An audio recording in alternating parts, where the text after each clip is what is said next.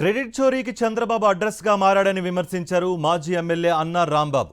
1996లో వెలిగొండ ప్రాజెక్టుకు శంకుస్థాపన చేసి ఈ ఏడాది జూలై నాటికి ప్రాజెక్టును పూర్తి చేసి జాతికి అంకితం చేస్తానని మార్కాపురంలో చంద్రబాబు చెప్పడం హాస్యాస్పదంగా ఉందని ఎద్దేవా చేశారు. ప్రాజెక్టుకు చంద్రబాబు హయాంలో ఏ మేర నిధులు మంజూరు చేశారో ఆత్మ విమర్శ చేసుకోవాలన్నారు.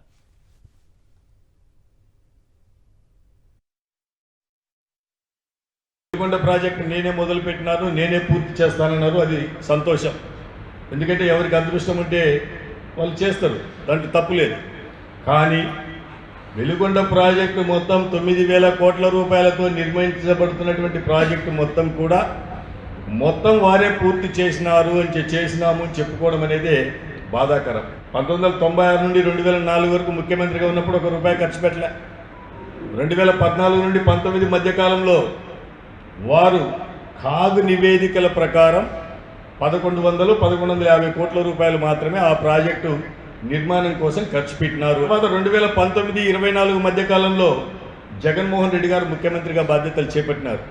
2 సంవత్సరాల కరోనా పీరియడ్లో పనులు జరగకపోగా కేవలం 3 సంవత్సరాల వ్యవధిలో వారు 1,050 కోట్ల రూపాయల పనులు వెలిగొండ ప్రాజెక్టులో చేసినారనేది కూడా కాగు నివేదికల ద్వారానే మీకు తెలియపరుస్తా ఉన్నా.